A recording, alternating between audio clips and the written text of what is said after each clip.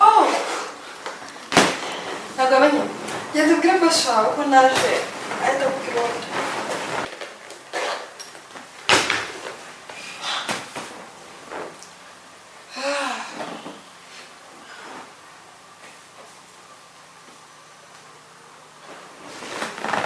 Sini mama wayuzi. Unaweza uta? Wayuzi.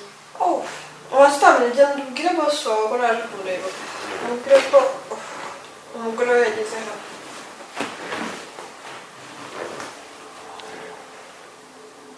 Kugira gazo. None. Nagufasha nyamara ushobora kuba wayuzi. Ariko abakozi b'iminsi muzire mumenyera. Njye nakubwiye nshuti umugabo wawe. Ikindi mubwiye ko nageze hano. Nukuza abakozi musigaye babaza ibibazo abantu mutazi. Mugabo wawe. Si umugabo wanjye ntabwo turabona ariko ni sheri wanjye. Aho bwihuta. Genda ubwaze turye na breakfast ndabona wayiteguye neza. Nyamara nshobora kuba nagufasha. Kumfasha iki? Ko ahangaha nzi ko nta sheri wawe uhari. Ko ahangaha nzi ko nabana ngiye n'umugabo wanjye gusa.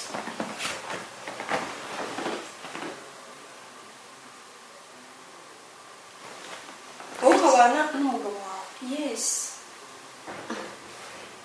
Ese naba nayebyera?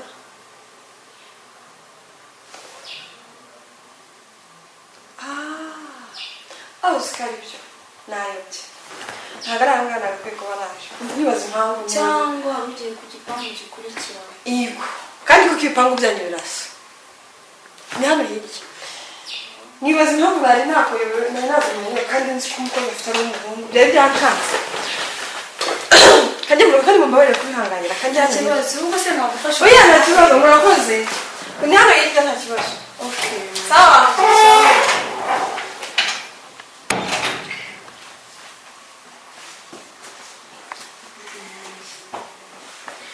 Ubu papa Aime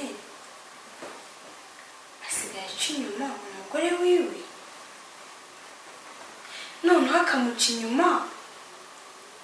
Mana yanjye, kuri bari abakobwa bangana kuriya koko siko nabona ko uriya mugabo ari umuntu witonda koko. Akumva Mana yanjye ubu bisigaye byarateye n'ibiki koko.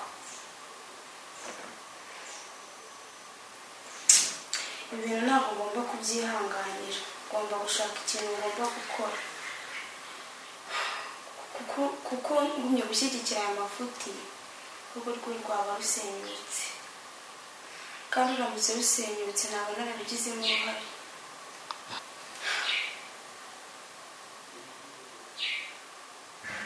Gusa ejo ugomba gushaka umwanya nkajya kureba mama Aime, ibi bintu nkabimuganiriza. Gusa nzabimubwire nanjye so nzakora iki koko?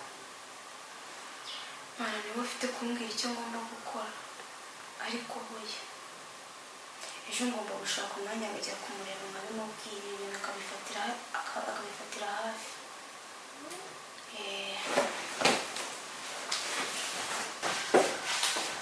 Sheri, se waza ugafata breakfast?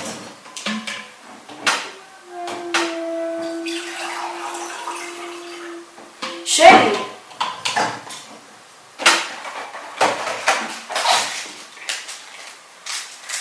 se wabaye iki kutari kuza? Sheri,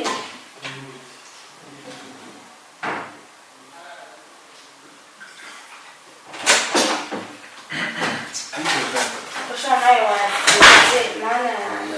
Si ubu natinze cyane. Ngo naguhamagara.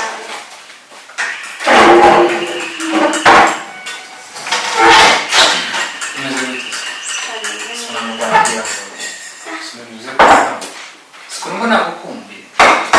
Nanjye nta kintu nakwima. Uyu mwanya Meze neza.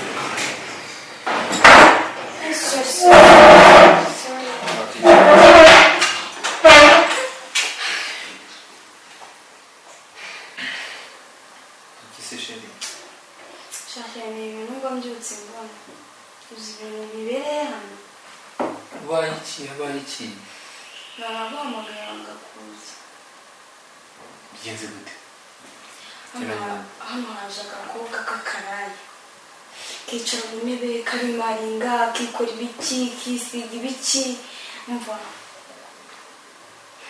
ndababaye ntabwo wabyumva ese ngo yashakaga iki ibaze ko yaraje kureba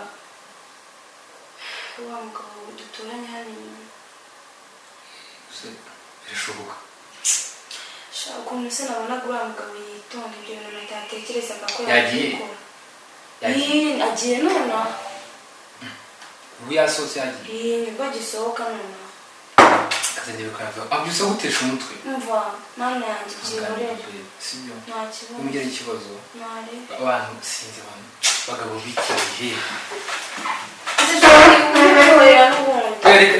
reka zirebe ibintu nk'ibyo ngibyo ntabwo nabyihanganira kandi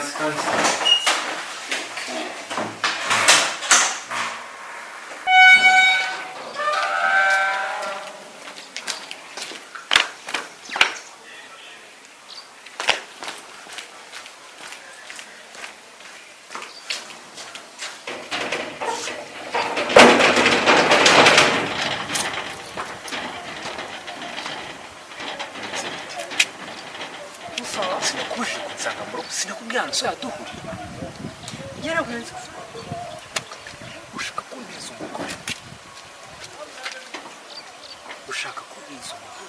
nakubwira ngo so yaduhura gize mirongo ujye unsanga mu rugo umva se uretse turebe ibintu byinshi mbwira nimero yawe mbwira une stress muri iki gitondo mbwira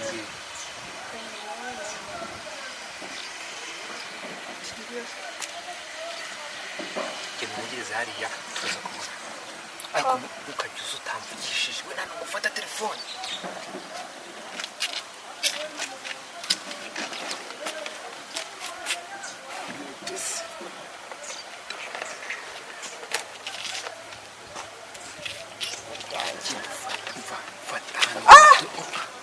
slowly ushaka kuntsinda aza kugeraho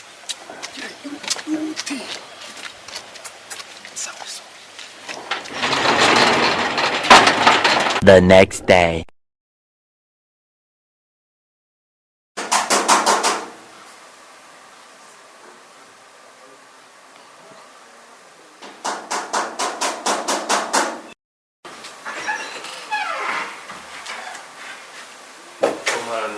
Abantu sanze hanze da mwana wagiye se yajyana amahembe sini mwebwe kari muraho neza makuru y'iminsi meza amakuru yanyu yo mu rugo se amakuru yacu ni meza si igihe kiba gishize nakubona shacu igihe kinini pe nanjye kubera kuva ku kazi nyerewe nza ari mu rugo gutyo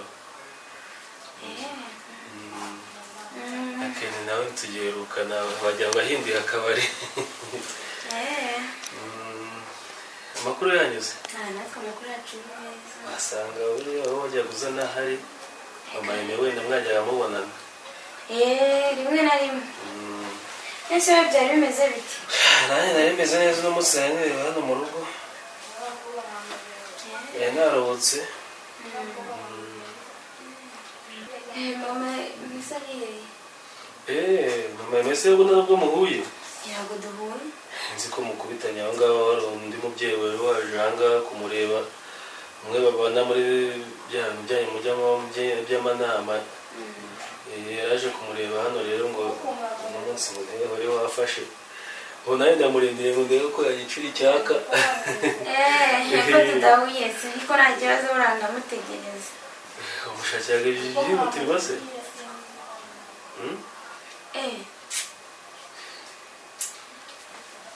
se ko mbona umeze nk'udatekanye hari ikibazo ufite wambwiye ko nanjye nk'umuntu mukuru wenda ariko nabwo wenda sinyamenya ibiganiro by'abagore ariko nanjye wenda ndi mukuru nakugira inama wenda ku byerekeranye n'ubuzima kuko ndabona utameze neza ese mubaze twari tuzi ko uri umugabo witonda muri karitsiye tugufata nk'intangarugero byaje kugenda gute koko uzi amabanga yawe yose ntayamenye. ubu ngubu ngiye kuguteza umugore wawe, ndamutegereza mpaka aje. Nicyo cyanzanye hano, ntabwo ndi buvana n'amubonye. Njyewe amabanga yanjye, amabanga yawe, amabanga yanjye cyane kuki amabi yose ukora wowe ntayamenye. njyewe papa yeme, njyewe papa yeme. Twari tukuzi nk'umugabo w'intangarugero, twari tuzi ko ariwe muri karitsiye ariwe mugabo witonda. Byaje kugenda gute koko? Byaje kugenda gute? Si uyu mugore ntiyaba yamenye ibyanjye?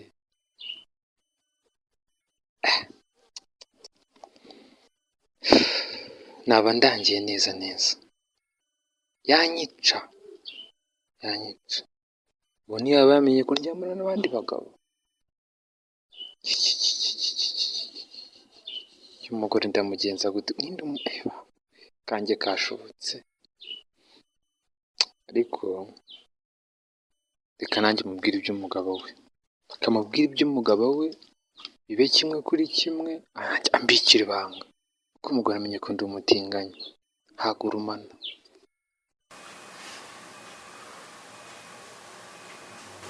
ariko se reka maze muze ubu turutse iriya yose wawe ujane wanjye kugira ngo umunanye n'umugore wanjye, ubuse urashaka kumusenyera? Gusenyera gute? kandi ibyo nzi ngiye mbyizi neza, narabyizi ndabizi gutya. ntabwo urugo rw'umusitani rwasenyuka turemera gutyo.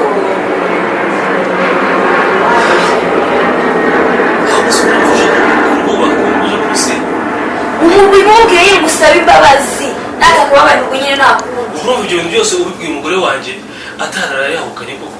reka nawe umenye ko ibyo wakoze ari amakosa, ariko warekeye aho ukisohokera ukigendera ko nzisubiraho ibyo bintu ntazongera kubikora n'undi munsi ukagenda utabibwiye umugore wanjye. naje ntakiyemeje. wapi ko nawe uri umuntu mukuru, ko nawe ari umuntu arakosa, ariko buriya umuntu muzima n'uwisubiraho, kandi ndabikwemerera ko nzisubira ibyo izo ngeso nkazireka, nawe ukagenda utabibwiye umugore wanjye no kuri yanyica yanyica. kandi nawe urabizi ko iyo asanzwe yirwara indwara y'umutima ushobora kumufata ugasanga yahise ahera umwuka. ntazabivuga ye ko ari njye waba wiyica umugore koko? nese byose buriya wujye kuko uzi ko nta ngaruka zirimo. mubwire twese turabakora, babariraho kugira ngo rwose umugore wanjye mbe namubura, imbe namubabaza bingana gutyo hejuru ko yaba amenye amabikora. babarira uhaguruka ugende basi, nanjye ndakubwira amakuru y'umugabo wawe ibyo akora. inde udashaka kuzana umugabo wanjye muri iki kiganiro? ko ngiye umugabo wanjye ndamuzi ko ajya apfa kujya mu ngeso mbi n'izo nka ziriya. inyuma y'ibyo mubwira ni ukuri, ntabwo ari ugushaka guteranya n'umugabo wawe. ndekera umugabo wanjye mukore muri iki kiganiro kuko ntabwo aricyo cyanzanye. umva ibyo waba uri kumwe byose umugabo wanjye waba uri kubeshya kugira ngo ngukingire ikiwawe. uretse kugira ngo mama yimara agaruka agusanga ahangaha usanga ubimubwiye vuba vuba, reka ngewe nkwereka ibizibiti kugira ngo umenye yuko umugabo wawe nawe atari shyashya. umugabo yawe yirirwa yirira utwana, amamese aba yakubwiye wagiyemo mu kazi arakubwira none se kenkayiro mufite mucuruza amakaro yuzuye abakozi, buri munsi arakubwira ngo ari mu kazi, barakubwira ngo yadepanye mu kwishansiye, aba bagiye kwirira abana. ndabizi ko njya mu wanjye bari mu kazi. reka nkwereke, urabona ndi kukubeshya? uretse muri mu password reba mu mafoto, rega ibiba byose dukoreshereza hafi byose aba ari apartment zose dukoresha apartment zimwe. mbwira ko ibintu ndi kubona ubu se urabona reba ntabwo uri kubibona? urabona ndi kukubeshya ko uri kwibeshya. ntabwo ngo ari umugabo wawe, wowe n'uri umuntu mukuru. ntabwo ngo ari umugabo wawe cyangwa n'undi muntu basa. wowe simuhaye amakuru yatuma urushaho kuba. ushatse kuvuga ko ntibeshye? ibintu n'ibyo kukubwira ari ibyo umugabo wanjye akora.